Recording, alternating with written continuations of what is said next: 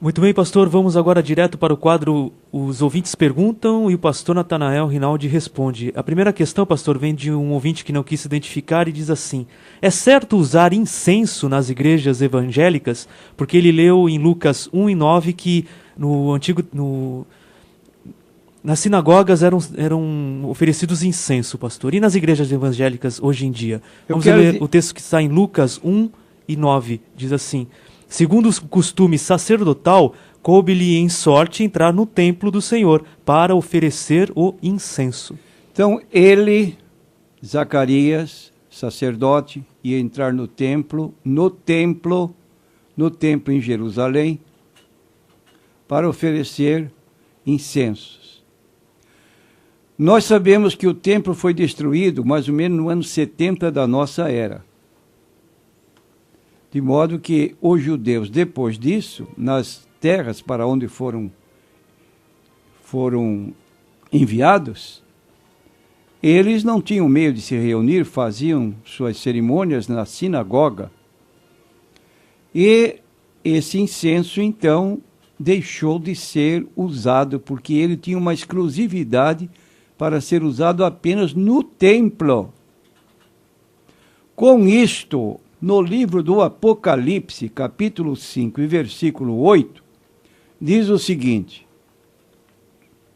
e havendo tomado o livro, os 4 animais e os 24 anciãos prostraram-se diante do Cordeiro, tendo todos eles harpas e salvas de ouro cheias de incenso, que são as orações dos santos. Então, incenso hoje são as orações intercessórias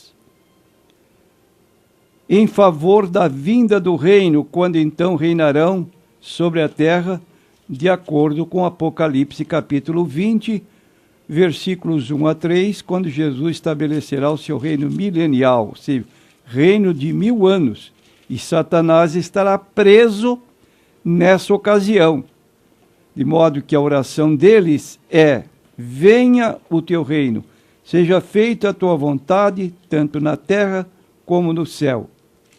E nós, então, ao orarmos a Deus nas igrejas, em quaisquer lugares outros, estamos, de certo modo, oferecendo a Deus este incenso que era oferecido exclusivamente e literalmente nos templos.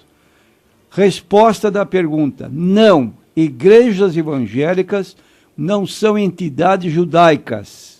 Consequentemente, todo cerimonialismo, ritualismo dos judeus, de acordo com Colossenses capítulo 2, versículos 14 a 17, Paulo diz que findou. Não obriga o cristão. E celebrar reuniões com incenso é anular a obra salvífica de Cristo na cruz, que disse: tudo está consumado. Havendo riscado a cédula que era contra nós nas suas ordenanças, a qual de alguma maneira nos era contrária, e atirou do meio de nós, cravando-a na cruz. Próxima pergunta, pastor, vem da nossa ouvinte Ilka. Ela pede explicação sobre o texto que está em Marcos 3:27. Vamos ler então o texto de Marcos 3:27. Ninguém pode roubar os bens do valente, entrando-lhe em sua casa, se primeiro não manietar o valente, então roubará a sua casa. Então, quero dizer que uma característica do livro Evangelho segundo Marcos é o propósito firme de Jesus derrotar o diabo e suas hostes demoníacas. E nesse trecho, nesse versículo do capítulo 3, versículo 27, isto é descrito como manietar o valente, isto é, Satanás, e roubar a sua casa. Isto é, libertar os escravos de Satanás. O poder de Jesus sobre o diabo fica claramente demonstrado na expulsão dos demônios, ou seja, espíritos malignos. Então, quero dizer aos ouvintes que o Novo Testamento menciona muitas vezes pessoas sofrendo de opressão ou influência maligna de Satanás, devido a um espírito maligno que neles habita.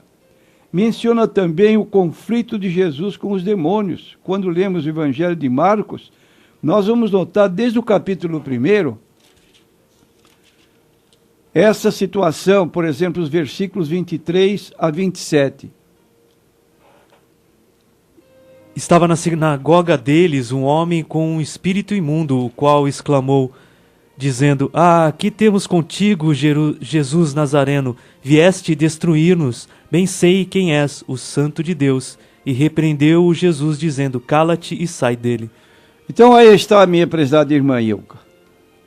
Jesus tem todo o poder no céu e na terra, e os cristãos que o seguem, de acordo com Marcos 16, 15 a 17, também receberão poder para expulsar demônios.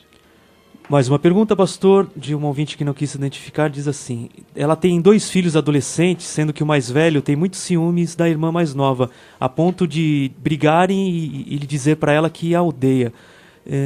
Esta mãe, pastor, quer saber se tem na Bíblia algum versículo que ela possa ler para os seus filhos em relação ao amor fraternal. Sim, eu queria recomendar para nosso ouvinte ler a história de José e seus irmãos, que está no capítulo 50, aliás, capítulo 45, do versículo 1, Gênesis 45, versículo 1 ao 15, que mostra como José tratou seus irmãos que o haviam vendido para o Egito.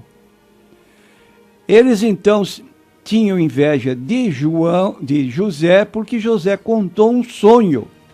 Eu sonhei que estávamos no campo colhendo feixes de trigo, e o meu feixe ficava de pé e os de vocês em volta do meu, ajoelhados diante dele.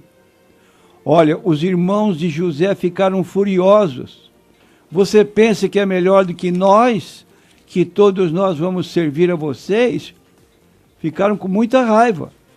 Então, venderam o irmão para se desfazer dele para ismaelitas. Ele foi lá como escravo para o Egito. Ele conseguiu interpretar o sonho de Faraó e se tornou senhor, a segunda pessoa do Egito, e de todas as terras vinham comprar pão porque havia fome, quando os próprios irmãos de José também vieram. E o que fez José, reconhecendo-os? Embora um homem importante, ele reconheceu que entre as pessoas que estavam ali, estavam seus irmãos.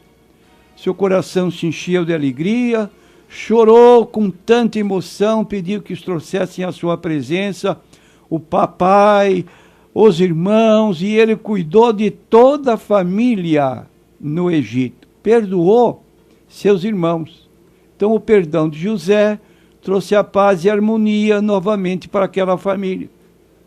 O mesmo deve acontecer em casa com 2, 3, 4 irmãos. Em vez de se viver engalfinhando, se unirem